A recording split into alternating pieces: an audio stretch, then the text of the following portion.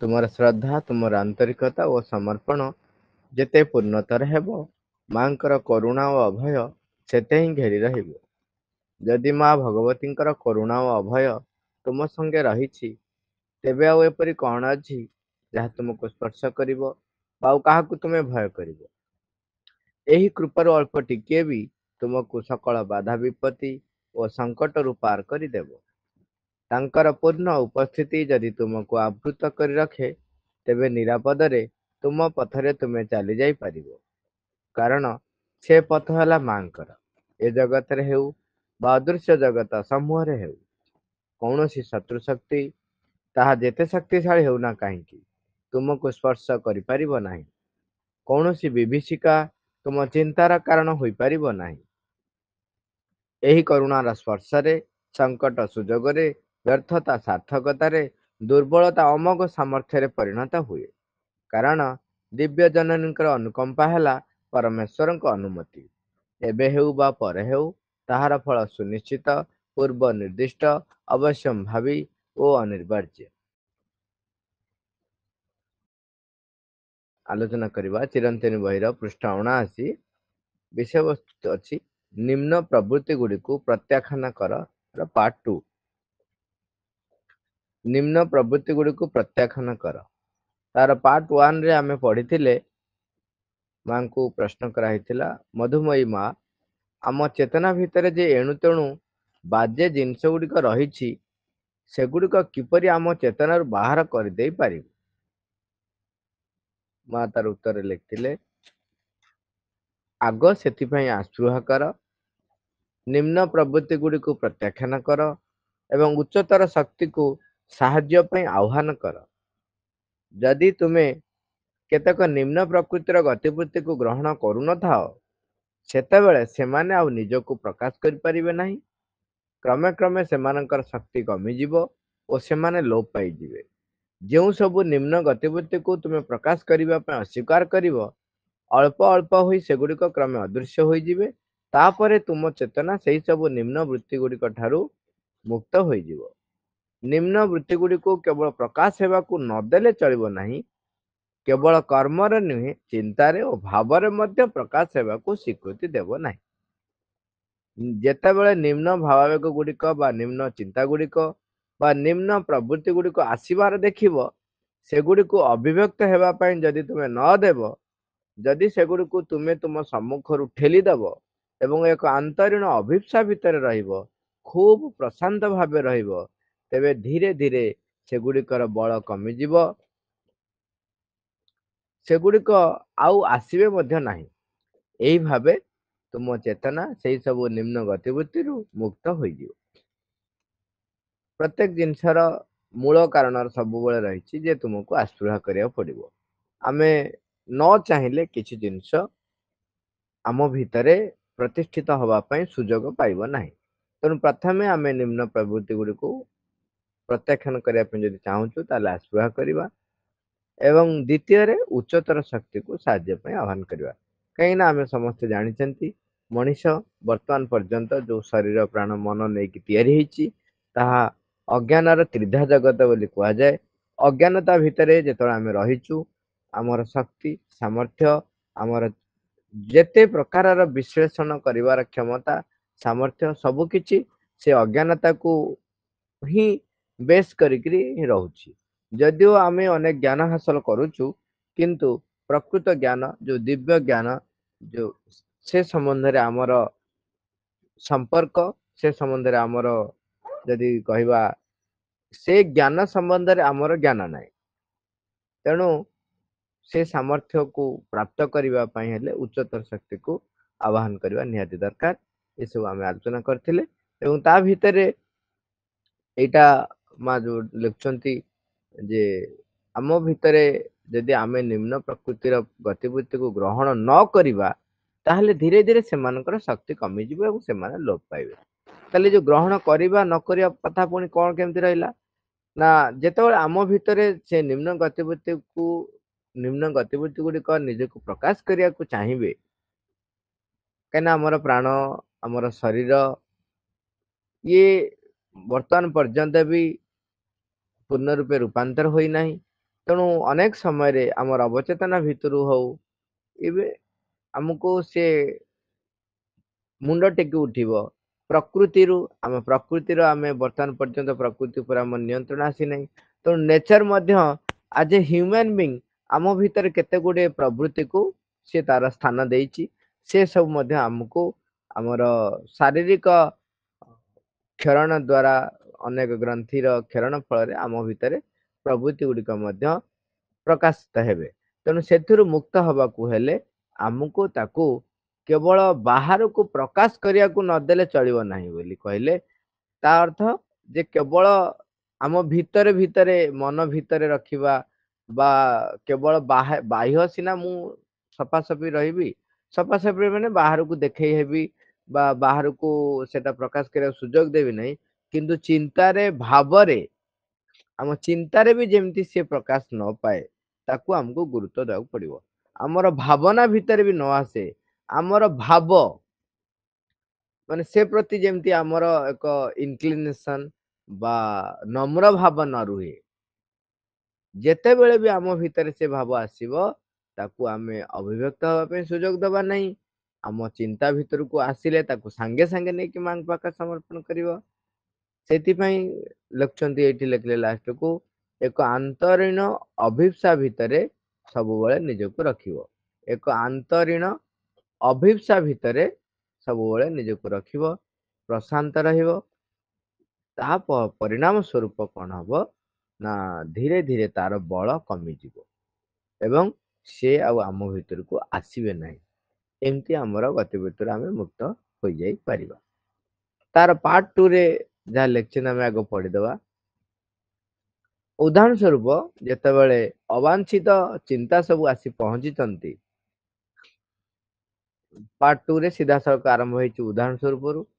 ଆମେ ଯୋଉଟା ପାର୍ଟ 1 ରେ ଆଲୋଚନା କରିଛନ୍ତି ତାର ଉଦାହରଣ ଭାବରେ ପାର୍ଟ 2 ରେ ଲେଖିଛନ୍ତି। ଉଦାହରଣ ସ୍ୱରୂପ ଯେତେବେଳେ ଅବାଞ୍ଛିତ ଚିନ୍ତା ସବୁ ଆସି ପହଞ୍ଚନ୍ତି, ତୁମେ ଯଦି ସେଗୁଡ଼ିକ ଆଡେ ଚାହିଁବ, ସେଗୁଡ଼ିକୁ ଦେଖିବ, ଯଦି ସେଗୁଡ଼ିକୁ ଅନୁସରଣ କରିବାରେ ତୁମକୁ ଖୁସି ଲାଗିବ, ସେମାନେ ତେବେ ତୁମ ପାଖକୁ ସବୁବେଳେ ଆସିବେ, କେବେ ଆସିବା ବନ୍ଦ କରିବେ ନାହିଁ। ତୁମ ହୃଦୟରେ ଅନୁଭୂତ ହେଉଥିବା ଅବାଞ୍ଛିତ ଭାବ ଓ ସମ୍ବେଦନ କ୍ଷେତ୍ରରେ ବି ସେଇ ଏକା କଥା। ଯଦି ତୁମେ ସେଗୁଡ଼ିକ ଉପରେ ମନୋଯୋଗୀ ହୁଅ, ସେଗୁଡ଼ିକ ଉପରେ ଏକାଗ୍ର ହୁଅ, ଯଦି କିଛି ଅନୁରକ୍ତି ସହିତ ତୁମେ ସେମାନଙ୍କୁ ଦେଖୁଥାଅ, ସେମାନେ କେବେ ବି ବନ୍ଦ ହେବେ ନାହିଁ। କିନ୍ତୁ ତୁମେ ଯଦି ସମ୍ପୂର୍ଣ୍ଣ ଭାବେ ସେଗୁଡ଼ିକୁ ଗ୍ରହଣ କରିବାକୁ ମନା କରିଦେବ, ସେଗୁଡ଼ିକୁ ପ୍ରକାଶ କରିବାକୁ ମନା କରିଦେବ, କିଛି ସମୟ ପରେ ସେମାନେ ବନ୍ଦ ହୋଇଯିବେ। ତୁମକୁ କିନ୍ତୁ ଖୁବ ଧୈର୍ଯ୍ୟ ଧରିବାକୁ ପଡିବ ଓ ସ୍ଥିର ଭାବେ ସେଥିରେ ଲାଗି ରହିବାକୁ ପଡିବ। ଖୁବ ନିବିଡ଼ ଅଭିପ୍ସା ଭିତରେ ତୁମେ ଯଦି ଏକ ଊର୍ଦ୍ଧ୍ୱତର ସତ୍ୟ ସହିତ ସମ୍ପର୍କ ରଖୁଥାଅ, ଯଦି ତୁମର ଚୈତନ୍ୟତାର କିଛି ପ୍ରଭାବ ସଙ୍ଗେ ତୁମେ ଯୁକ୍ତ ହୋଇଥାଅ, ଅଥବା ଏକ ଊର୍ଦ୍ଧ୍ୱତନ ଆଲୋକ ସହିତ ତୁମେ ସଂଲଗ୍ନ ହେଉଥାଅ, ଏବଂ ଯଦି ତୁମର ନିମ୍ନ ପ୍ରବୃତ୍ତି ଗୁଡ଼ିକୁ ଏମାନଙ୍କ ସହ ଛୁଆଇଁ ଦେଇପାର, ସ୍ୱାଭାବିକ ଭାବେ ସେମାନେ ଖୁବ ଚଞ୍ଚଳ ବନ୍ଦ ହୋଇଯିବେ। କିନ୍ତୁ ଅଭିପ୍ସା ଦ୍ୱାରା ଏଗୁଡ଼ିକୁ ଆକର୍ଷଣ କରିବା ପୂର୍ବରୁ ତୁମେ ଆଗ ସେଇ ନିମ୍ନ ପ୍ରବୃତ୍ତି ଗୁଡ଼ିକୁ ତୁମ ଆଚରଣରେ ବା ତୁମ ଭିତରେ ପ୍ରକାଶ ପାଇବାକୁ ଦିଅ ନାହିଁ, ସେଗୁଡ଼ିକୁ ଚରିତାର୍ଥ ହେବାକୁ ଦିଅ ନାହିଁ। ସେ ସମ୍ବନ୍ଧେ ଖୁବ ଧୀର ଓ ଦୃଢ ଭାବେ ଲାଗି ରହ। ତୁମେ ଇଚ୍ଛା କରୁନଥିବା ଚିନ୍ତା ଗୁଡ଼ିକ ଯଦି ତୁମ ମୁଣ୍ଡ ଭିତରକୁ ଆସେ, ତୁମେ ସେଗୁଡ଼ିକୁ ବ୍ରଶରେ ପୋଛି ଦେଲା ଭଳି ପୋଛି ଦିଅ। ଯଦି ସେଗୁଡ଼ିକ ଉପରେ ଆଦୌ ଧ୍ୟାନ ନ ଦିଅ, କିଛି ସମୟ ପରେ ଦେଖିବ ସେମାନେ ଆଉ ଜମା ଆସିବେ ନାହିଁ। ଆମେ ଆଲୋଚନା କରିବା ଅଳ୍ପ ଅଳ୍ପ, ଆମ ନିଜ ଧାରାରେ ଟିକେ ବୁଝିବାକୁ ଚେଷ୍ଟା କରିବା ସରଳ ଭାଷାରେ। ପ୍ରଥମେ କହିଲେ ଯେ ଯେତେବେଳେ ଅବାଞ୍ଛିତ ଚିନ୍ତା ସବୁ ଆସି ପହଞ୍ଚୁଛନ୍ତି, ତମେ ସେଗୁଡ଼ିକ ଆଡେ ଚାହିଁବ, ସେଗୁଡ଼ିକୁ ଦେଖିବ, ସେଗୁଡ଼ିକୁ ଅନୁସରଣ କରିବାରେ ତୁମକୁ ଖୁସି ଲାଗିବ, ତାହେଲେ ମନେ ରଖ ଯେ ସେମାନେ ସବୁବେଳେ ତମ ପାଖକୁ ଆସିବେ। କାହିଁକିନା ଆମର ଅନେକ ସମୟରେ ଅନେକ ଗତିବିଧି ସହିତ ଆମର ଟିକେ କହନ୍ତି ନା ଟିକେ ନାକୁରୁ ଗୋଟେ ଥାଏ, ହଁ ଏଇଟା ଟିକେ ଟିକେ ଟିକେ ନ ରହିଲେ କେମିତି ହବ, ଇମୋସନ ଉପରେ ଆମର ବି ଥାଏ, ସେ ଧାରଣା ବି ଥାଏ। ଆସକ୍ତି ରହିତ ପୁରା ହେଇଯିବ, ଆରେ ନିଜର ପୁଣି ରକ୍ତ ସମ୍ପର୍କ ପୁଣି ଅଛି ନା ନାହିଁ, ତାଙ୍କ ପ୍ରତି ବି ଆସକ୍ତି ରହିବ ନାହିଁ। ମା ପେଟରୁ ଆମେ ଆସିଛୁ, ଟିକେ ଏଇ ଯୋଉ ଏଇଟା ମୁଁ ଡାଇରେକ୍ଟ ଏଇ ଏକ୍ସାମ୍ପଲ କାହିଁକି କହିଲି ନା, ଏଇଟା ଏକ ଏମିତି ଏକ ନିବିଡ଼ ଏକ ସମ୍ପର୍କ ଯେ ସ୍ୱାଭାବିକ ଭାବରେ ଆମର ସେଥିପ୍ରତି ଏକ ଆସକ୍ତି ରହିଥାଏ। ତେଣୁ ଆସକ୍ତି ଯେତେବେଳେ ଆଧ୍ୟାତ୍ମିକତାର ଏକ ପରିପନ୍ଥୀ ଯେତେବେଳେ ମତେ ବିରୋଧ କରୁଛି ମାଙ୍କ ସହିତ ସଂଯୁକ୍ତ ହବାରେ, ଏଇ ବାହ୍ୟ ଆସକ୍ତି, ସେତେବେଳେ ତାହା ଯେତେ ଦୂର ହେଲେ ବି ମଧ୍ୟ ତାକୁ ଆମକୁ ପ୍ରତ୍ୟାଖ୍ୟାନ କରିବାକୁ ପଡିବ। କିନ୍ତୁ ସେତେବେଳେ ଆମେ ପ୍ଲି ନଉ। ଅନେକ ଯୋଉମାନେ ବୁଡି ରହିଛନ୍ତି ଆସକ୍ତିରେ, ସେମାନଙ୍କ କଥା ଏଠି ଆଦୌ କୁହାଯାଉ ନାହିଁ।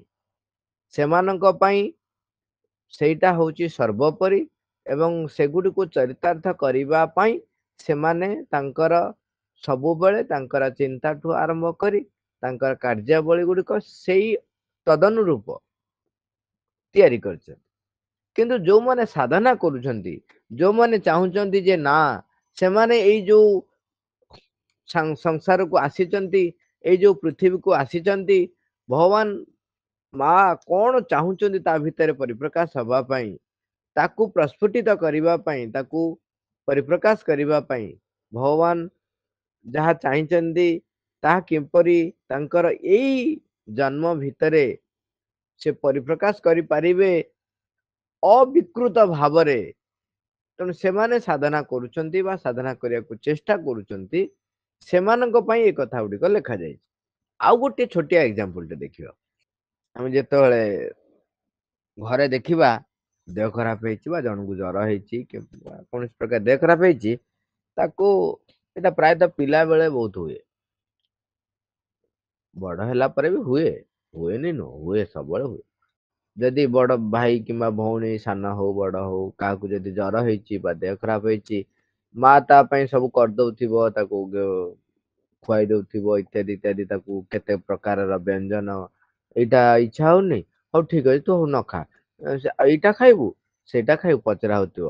କିନ୍ତୁ ଆମକୁ ସେଠି ବାଧ୍ୟ କରାଉଥିବ, ନାଇଁ କାହିଁ ଖାଇବୁନି, ତୁ ସେଟା ଖା ସେଟାକୁ। ସେଇ ସମୟରେ ଆମ ଭିତରେ ଗୋଟେ ଆସେ, ଆମର ବି ଦେହ ଖରାପ ହୁଅନ୍ତାନି। ହଷ୍ଟେଲରେ ପିଲା ଥାଆନ୍ତି, ସେମାନେ ଯେତେବେଳେ ଘରକୁ ଯିବାକୁ ଚାହାନ୍ତି, ସେମାନେ କୁହନ୍ତି ଦେହ ଟିକେ ଆମର ଖରାପ ହୁଅନ୍ତାନି, ସେମିତି ତ ଛାଡୁନାହାନ୍ତି, ଦେହ ଖରାପ ହେଲେ ଟିକେ ଛାଡନ୍ତେ। ଏଇ ପ୍ରକାରର ମଧ୍ୟ ଆମେ ତାଙ୍କୁ କହିବା ଯେ ଏଇ ଯୋଉ ଚିନ୍ତା ଆମ ଭିତରେ ଆସୁଛି, ଏଗୁଡିକ ହଉଛି ତା ପ୍ରତି ଆମର ଏକ ଦୁର୍ବଳ ମନୋଭାବ। ତାହେଲେ ସିଏ ଆମ ପାଖକୁ ସବୁବେଳେ ଆସିବ।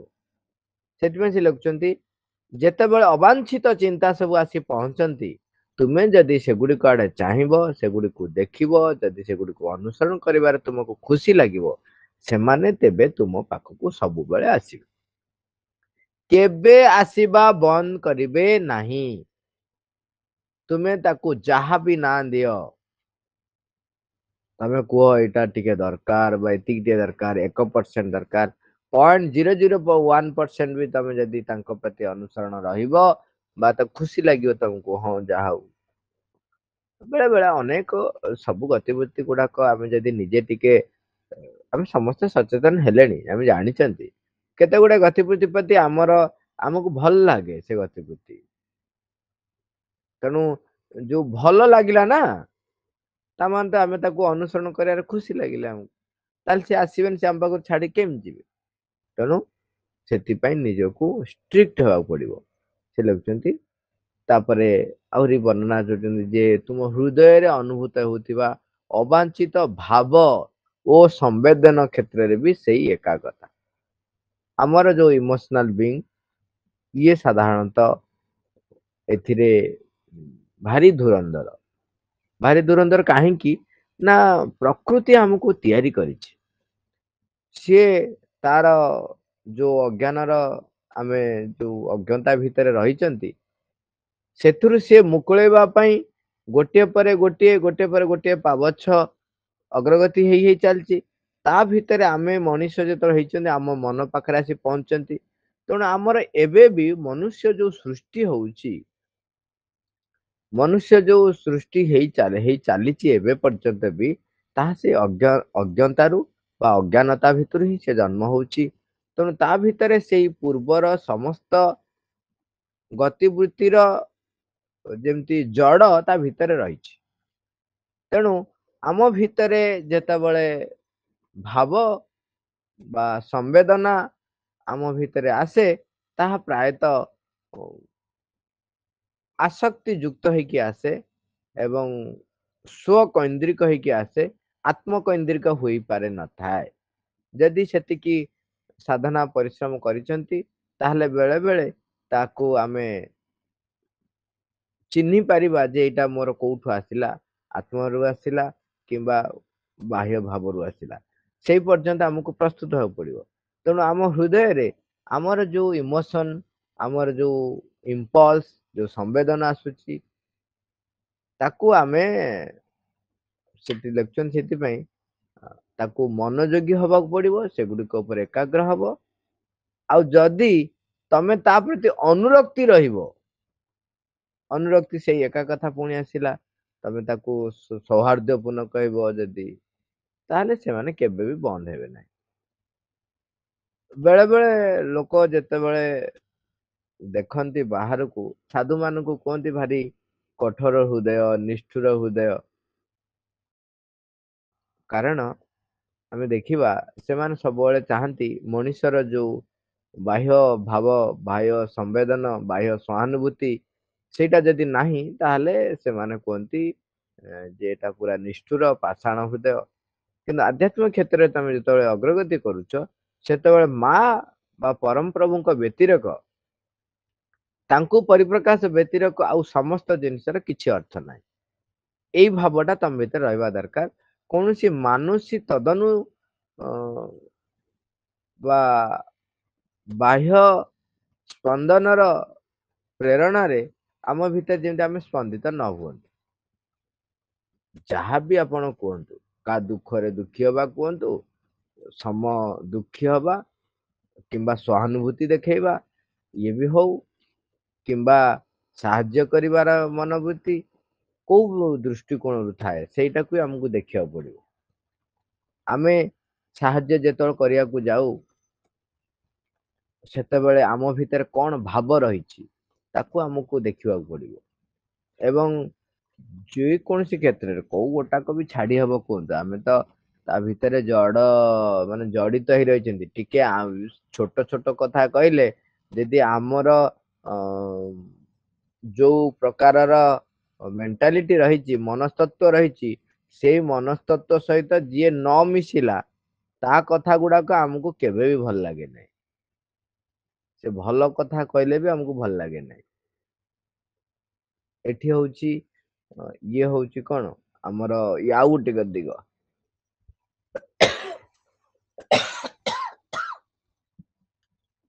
ସେଠି କଣ ହୁଏ, ଆମେ ଗୋଟାଏ ପ୍ରକାରର ଭାବ ସହିତ ଏତେ ଜଡିତ ହେଇଯାଇଛୁ ଯେ ସେଇ ଭାବ ଯଦି ଆମର ଆମେ ଯାହା ସହିତ ମିଶିବାକୁ ଯାଉଛେ ତା ପାଖରେ ସ୍ପନ୍ଦିତ ନହେଲା, ତେବେ ଆମେ ତାକୁ ଗ୍ରହଣ କରିବା ପାଇଁ ପ୍ରସ୍ତୁତ ନଥାଉ, ଆମେ ତାକୁ ବିରୋଧ କରୁ।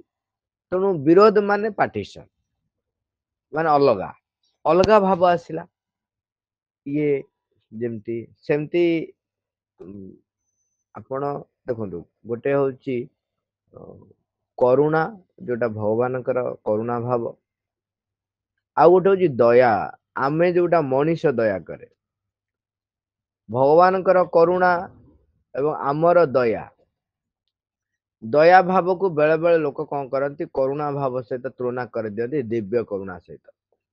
ଭଗବାନ ଯେତେବେଳେ କରୁଣା କରନ୍ତି, ସେତେବେଳେ ତାର କଣ ହେଲେ, କଣ ଘଟିଲେ ତାର ଅଗ୍ରଗତି ହବ, ତାର ସର୍ବୋତ୍ତମ ମଙ୍ଗଳ ପାଇଁ ଭଗବାନ ଚେଷ୍ଟା କରନ୍ତି।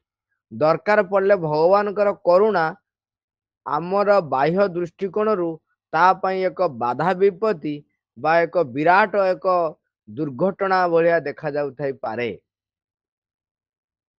କାହିଁକିନା ଭଗବାନ ଯେତେବେଳେ କରୁଣା କରୁଛନ୍ତି, ସେତେବେଳେ ତାକୁ ସାମର୍ଥ୍ୟ ଯୁକ୍ତ, ଉଚ୍ଚତର ଶକ୍ତି ସମ୍ପନ୍ନ, ଅଗ୍ରଗତିର ଏକ ପାବଛରେ ତାକୁ ଉଠେଇ ନବା ପାଇଁ ଦରକାର ପଡ଼ିଲେ ତାକୁ ଆଘାତ ଦେଇ ପାରନ୍ତି। କିନ୍ତୁ ଆମର ଦୟା ହଉଛି ତାର ନାହିଁ ତାକୁ ଦେଇଦିଅ, ସେ କରିପାରୁନି ତାକୁ ଟିକେ ସାହାଯ୍ୟ କରିଦିଅ।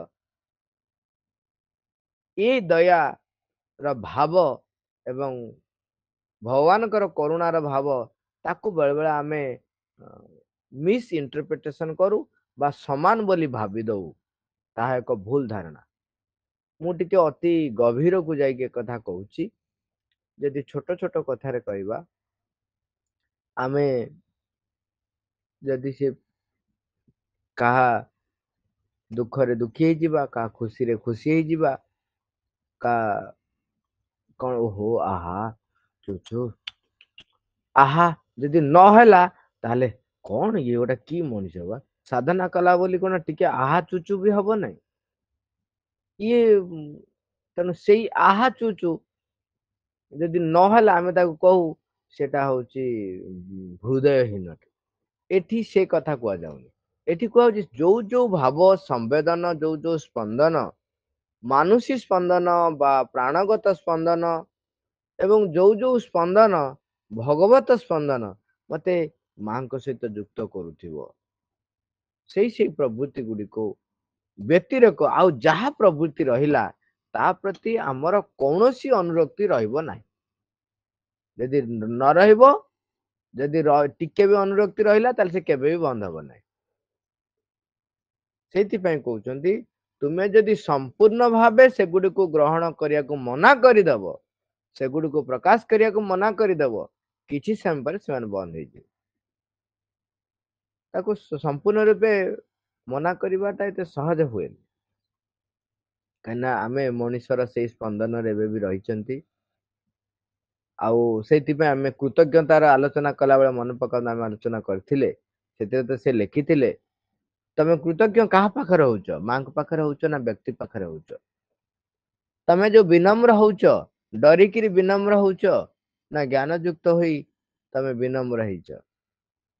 ତମେ କୌଣସି ମଣିଷକୁ ଭଲ ପାଉଛ ବୋଲି ତା ପ୍ରତି ବିନମ୍ରତା ସ୍ୱୀକାର ବିନମ୍ର ହଉଛ, ବା ତୁମର ଅସାମର୍ଥ୍ୟ ଅଛି ବୋଲି ତମେ ବିନମ୍ର ହଉଛ?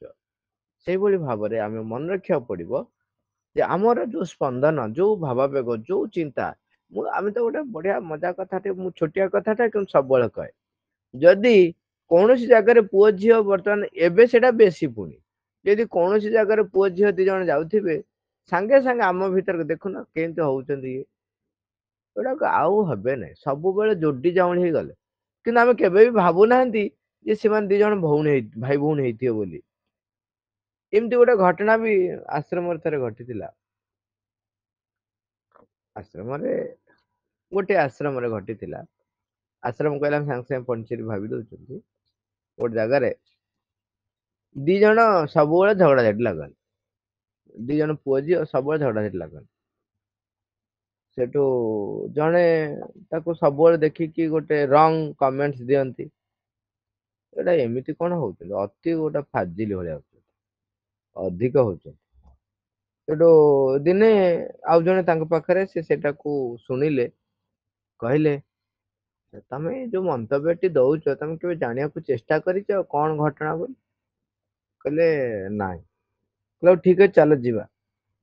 ତାପରେ ଗଲେ, କିଛି ସମୟ ଆଉ ଗୋଟେ ଜାଗାରେ ସେ ଝିଅଟି ଯେତେବେଳେ ଏକା ଥିଲା ତାକୁ ପଚାରିଲେ ତମ ଭାଇ ଭଉଣୀ କେତେ ଜଣ?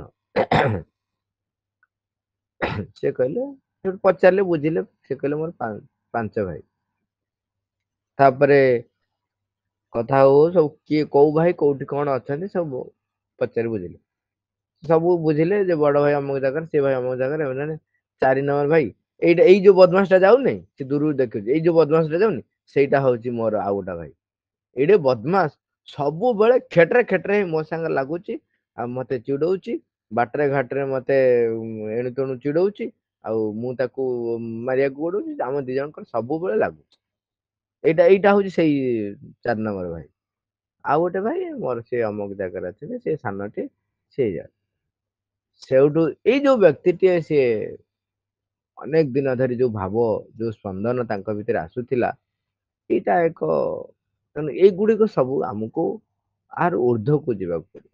ତାପରେ ଆଉ ଗୋଟେ ଆମର ପ୍ରକୃତିଗତ ଭାବରେ ଯୋଉଟା ଆମେ କୁହନ୍ତି ମଣିଷ ଯେତେବେଳେ ଆମେ ରହିଛି ନା ଆମକୁ ନେଚର ଆମ ଭିତରେ କ୍ରିଏଟ କରିଛି ଆମର ହରମୋନାଲ ଇମ୍ବାଲାନ୍ସ ନୁହଁ ହରମୋନର ସିକ୍ରେସନ ଫଳରେ ବା କ୍ଷରଣ ଫଳରେ ଏବଂ ମଣିଷ ହିସାବରେ ଆମର ଯୋଉ ଯୋଉ ଗତିବୃତ୍ତି ବା ଯୋଉ ଯୋଉ ସ୍ପନ୍ଦନ ଆମ ଭିତରେ ଆସେ ଆମେ ଆମକୁ କିଛି ଗୋଟେ ଜିନିଷ ଭଲ ଲାଗେ କିଛି ଜିନିଷ ଖରାପ ଲାଗେ କେତେ ଗୁଡେ ଆମେ ସାଙ୍ଗେ ସାଙ୍ଗେ କହୁ ଏଇଟା ଠିକ ଏଇଟା ଭୁଲ ଚିନ୍ତା ଦୃଷ୍ଟିକୋଣରୁ ଭାବ ଦୃଷ୍ଟିକୋଣରୁ ମୋର ଭାବ ସହିତ ଯାହା ଭାବ ମିଶିଲା ତା ସହିତ ମୁଁ ଯୋଡି ହେଇଯାଏ ଯଦି ଭାବ ନ ମିଶିଲା ତା ପ୍ରତି ମୋର ବିଦ୍ରୋହ ଭାବ ଆସେ ଏଇଭଳି ଭାବରେ ଅନେକ ଗୁଡାଏ ଆମ ଭିତରେ ସେଇ ଯୋଉ ଭାବ ସ୍ପନ୍ଦନ ଏବଂ ଚିନ୍ତା ଏ ସବୁ ଗୁଡାକୁ ଆମକୁ ସମ୍ପୂର୍ଣ୍ଣ ଭାବେ ମନା କରିବାକୁ ପଡିବ କିନ୍ତୁ ସେଥିପାଇଁ ଖୁବ ଧୈର୍ଯ୍ୟ ଧରିବାକୁ ପଡିବ ଆଉ ସ୍ଥିର ଭାବେ ସେଥିରେ ଲାଗି ରହିବାକୁ ପଡିବ ତାମାନେ ଆମେ ଆସ୍ପୃହା କରୁଥିବା ନିମ୍ନ ଗତିବିଧି ଗୁଡାକୁ ଚିହ୍ନିବା ତାକୁ ପ୍ରତ୍ୟାଖ୍ୟାନ କରିବା ଏବଂ ଆମ ଭିତରେ ଯେତେବେଳେ ବି କେବଳ ବାହ୍ୟ ପରିପ୍ରକାଶକୁ ବନ୍ଦ ନ କରି ଯେତେବେଳେ ବି ସେ ଚିନ୍ତା ଭାବ ସ୍ପନ୍ଦନ ଯାହା ଆମ ଭିତରେ ଆସିବ ତାଙ୍କୁ ଆମେ ମାଙ୍କ ପାଖରେ ନେଇକି ସ୍ମରଣ ଥୋଇଦବା ସମର୍ପଣ କରିଦବା କାହିଁକି ନା ଇଏ ଥରକରେ ଗୋଟାଏ ଦିନରେ କାମ ହେଇଯିବ ନାହିଁ ବାରମ୍ବାର ଆମେ ସମର୍ପଣ କରୁଥିବା ସେ ଆସୁଥବ ଆମ ଭିତରେ ଯୋଉ ସେକ୍ସ ଡିଜାୟାର ଗୋଟେ ଥାଏ କାମ ପ୍ରବୃତ୍ତି ସେ ତ ରୂପାନ୍ତର ନହବା ପର୍ଯ୍ୟନ୍ତ ଆମ ପିଛା ଛାଡିବ ନାହିଁ ଆମ ପିଛା ଛାଡିବ ନାହିଁ ତାକୁ ବାରମ୍ବାର ଆମକୁ ସମର୍ପଣ କରିବାକୁ ପଡିବ ବାରମ୍ବାର ସମର୍ପଣ କରିବାକୁ ପଡିବ ଆମ ଭିତରେ ଯୋଉ ଶରୀରର ଦୁର୍ବଳତା ରହିଛି ପ୍ରାଣର ଦୁର୍ବଳତା ରହିଛି ମନର ଯୋଉ ଅବାଞ୍ଛିତ ଚିନ୍ତାଧାରାଠୁ ଆରମ୍ଭ କରି ଭାବଧାରା ଯାହା ରହିଛି ସବୁ ଗୁଡାକ ଯେତେବେଳେ ଆସିବ ତାକୁ ସାଙ୍ଗେ ସାଙ୍ଗେ ମାଙ୍କ ପାଖରେ ସମର୍ପଣ କରିବା ଏବଂ ଧୈର୍ଯ୍ୟ ଧରିବାକୁ ପଡିବ ସେଥିପାଇଁ ବାରମ୍ବାର ମା ଲେଖୁଛନ୍ତି ଖୁବ ନିବିଡ଼ ଅଭିପ୍ସା ଭିତରେ ତୁମେ ଯଦି ଏକ ଊର୍ଧ୍ୱର ସତ୍ୟ ସହିତ ସମ୍ପର୍କ ରଖୁଥାଅ ଯଦି ତୁମର ଚୈତ୍ୟସତାର କିଛି ପ୍ରଭାବ ସଙ୍ଗେ ତୁମେ ଯୁକ୍ତ ହୋଇଥାଅ ଅଥବା ଏକ ଊର୍ଧ୍ୱତନ ଆଲୋକ ସହିତ ତୁମେ ସଂଲଗ୍ନ ହେଉଥାଅ ତାମାନେ ଆମକୁ ସବୁବେଳେ ସେଥିପାଇଁ ଆମେ ତ କହିବା ନାମ ଜପ ତ ନିଶ୍ଚୟ କରିବା ଆଉ ବାରମ୍ବାର ବାରମ୍ବାର ଆମ ଭିତରେ ଏକ ଧାରଣା ଆଣିବା ଯେ ଚୈତନ୍ୟସତ୍ତା ଅନ୍ତରାତ୍ମା ତ ମୋ ଭିତରେ ରହିଛନ୍ତି ତାଙ୍କ ପାଖରେ ସବୁ କଥା ଗୁଡାକୁ ନେଇକି ଥୋଇଦବା ସବୁବେଳେ ତାଙ୍କୁ କହିଦବା ମାଙ୍କୁ ଯଦି ଅନ୍ତରାତ୍ମା ଭିତରେ ବା ଚୈତନ୍ୟସତ୍ତାର ସହିତ ଆମେ ଏକୀଭୂତ ହେଇପାରୁନାହାନ୍ତି ତାହେଲେ ଯଦି ପାଖରେ ଆଶ୍ରମ ରହିଛି ମାଙ୍କ ଫଟୋ ରହିଛି ଆମେ ସିନା ଫଟୋ କହୁଛୁ କିନ୍ତୁ ପ୍ରକୃତରେ ତା ଭିତରେ ମା ନିଜେ ଉପସ୍ଥିତ ଥାନ୍ତି ଯୋଉ ସେଇଥିପାଇଁ ଆଶ୍ରମରେ ଯିଏ ରୁହନ୍ତି ତାଙ୍କ ପାଇଁ ଏଇଟା ଗୋଟେ ଭାରି ପଜିଟିଭ ପଏଣ୍ଟ କାହିଁକି ନା ସମାଧି ପାଖରେ ଥାଏ ତେଣୁ ତାଙ୍କର ସେ ସମାଧିର ଚତୁଃପାର୍ଶ୍ଵର ପରିସ୍ଥିତିରେ ବା ପରିବେଶରେ ସେମାନେ ରୁହନ୍ତି ତେଣୁ ତାଙ୍କ ପାଇଁ ଆହୁରି ସୁବିଧା ହଉଛି ଯେ ପାଖରେ ଯେହେତୁ ଦିବ୍ୟ ଉପସ୍ଥିତିର ଏକ କେନ୍ଦ୍ରୀଭୂତ ଉପସ୍ଥିତି ରହିଛି ତେଣୁ ତମେ ଯାଇ ତାଙ୍କ ପାଖରେ କହିଦବ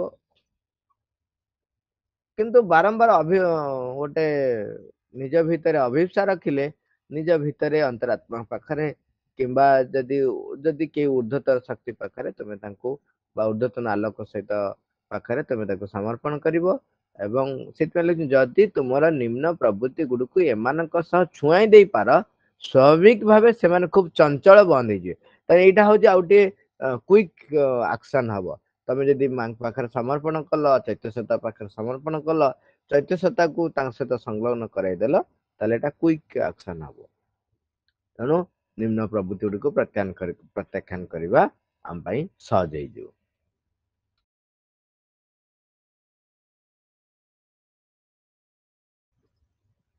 ଶେଷକୁ ଆମେ ମନେ ରଖିବା ଅଭିପ୍ସା ଦ୍ଵାରା କିନ୍ତୁ ଅଭିପ୍ସା ଦ୍ଵାରା ଏଗୁଡିକୁ ଆକର୍ଷଣ କରିବା ପୂର୍ବରୁ ତୁମେ ଆଗ ସେହି ନିମ୍ନ ପ୍ରବୃତ୍ତି ଗୁଡିକୁ ତୁମ ଆଚରଣରେ ବା ତୁମ ଭିତରେ ପ୍ରକାଶ ପାଇବାକୁ ଦିଅ ନାହିଁ ତେଣୁ ଏଇଟା ଫାଷ୍ଟ ବାହ୍ୟ ପରିପ୍ରକାଶକୁ ବନ୍ଦ କରିବାକୁ ପଡିବ ସେଗୁଡିକୁ ଚରିତାର୍ଥ ହବାକୁ ଦିଅ ନାହିଁ ବେଳେ ବେଳେ ଲୋକ କହନ୍ତି କହନ୍ତି କଥାରେ କହନ୍ତି କାନ୍ଦି ପକା ଦୁଃଖ ଲାଘବ ହେଇଯିବ ଇରେ କାନ୍ଦି ପକା ଦୁଃଖ ଲାଘବ ହେଇଯିବ ଏଇଟା ଠିକ ମୁଁ କହୁନି ଭୁଲ ବୋଲି ଏଇଟା ହଉଛି ଏବେ ପର୍ଯ୍ୟନ୍ତ ବି ଏକ କ୍ରୁଡ ଉପାୟ କ୍ରୁଡ ଉପାୟ ମାନେ ଏଇଟା ହଉଛି କେବଳ ଅର୍ଡିନାରୀ ମଣିଷଙ୍କ ପାଇଁ ଏଇ ଉପାୟ ଯୋଉ ମଣିଷ ମାନେ ଏବେ ବି ବାହ୍ୟ ଜଗତରେ ବସବାସ କରୁଛନ୍ତି। ଆମେ ସାଧନା କରୁଛନ୍ତି, ଆମେ ସଂକଳ୍ପ କରିଛନ୍ତି ମାଙ୍କ ହିସାବରେ ନିଜକୁ ବଞ୍ଚିବା ପାଇଁ। ଆମେ କଣ ସେଇଥିରେ ରହିବା? ଆମ ଭିତରେ ଯେତେବେଳେ ଆସିଲା ତାକୁ ଧର, ତାକୁ ଏମିତି ଡିପ୍ରେସ ହେଇଯାଉ ନାହିଁ, ହତାଶ ହେଇଯାଉ ନାହିଁ, ନିଜକୁ ଅଭିମାନ କରିବାକୁ ସୁଯୋଗ ଦିଅ ନାହିଁ। ତାକୁ ଧର, ଧରିକି ନେଇକି ମାଙ୍କ ପାଖରେ ରଖ। ତୁମେ ଇଚ୍ଛା କରୁନଥିବା ଚିନ୍ତା ଗୁଡିକ ଯଦି ତୁମ ମୁଣ୍ଡ ଭିତରକୁ ଆସେ, ତୁମେ ସେଗୁଡିକୁ ବ୍ରସ ରେ ପୋଛି ଦେଲା ଭଳି ପୋଛି ଦିଅ। ମାଲକିନ ତାକୁ ପୋଛି ଦିଅ, ତାକୁ ଆସିବାକୁ ଦିଅ ନାହିଁ। ଯଦି ସେଗୁଡିକ ଉପରେ ଆଦୌ ଧ୍ୟାନ ତମେ ନ ଦିଅ, ତାହେଲେ କିଛି ସମୟ ପରେ ଦେଖିବ ସେମାନେ ଆଉ ଜମା ଆସିବେ ନାହିଁ। ତାପରେ ଏଇ ସବୁବେଳେ ଆମ ଚତୁଃପାର୍ଶ୍ୱରେ ଏମିତି ଅନେକ ଆସିବେ, କିନ୍ତୁ ତାଙ୍କୁ ତା ଉପରେ ଆମେ ଧ୍ୟାନ ଦେବା ନାହିଁ। ସେଇଥିପାଇଁ ତ ସବୁଠୁ ବେଷ୍ଟ ଉପାୟ ହଉଛି ନାମ ଜପ କରିବା। ଆଉ ଗୋଟାଏ ଅଭିପ୍ସା ସବୁବେଳେ ରଖିବା ଯେ ମା ମୁଁ ତୁମର ହେଇଯିବାକୁ ଚାହେଁ, ମା ତୁମେ ବାହାରକୁ ପରିପ୍ରକାଶ ହୁଅ, ତୁମେ ମତେ ତୁମର କରିନିଅ। ବାରମ୍ବାର ବାରମ୍ବାର ହୃଦୟ ଭିତରେ ଯଦି ମାଙ୍କୁ ଆହ୍ୱାନ କରି ରଖିବା, ତାହେଲେ ଆମେ ଏଗୁଡିକ ପ୍ରତି ଧ୍ୟାନ କମିଯିବ, ମାଙ୍କ ଉପରେ ଧ୍ୟାନ ରହିବ। ॐ पूर्णमदः पूर्णमिदं पूर्णात् पूर्णमुदच्यते पूर्णस्य पूर्णमादाय पूर्णमेवावशिष्यते।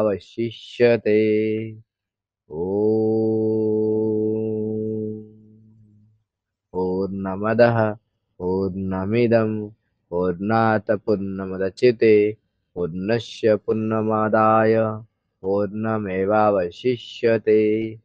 ॐ पूर्णमदः पूर्णमिदं पूर्णात् पूर्णमुदच्यते पूर्णस्य पूर्णमादाय पूर्णमेवावशिष्यते।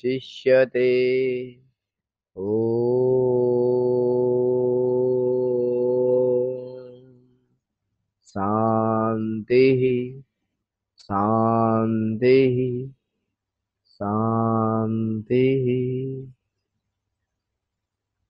Ma, thank you, Larabar.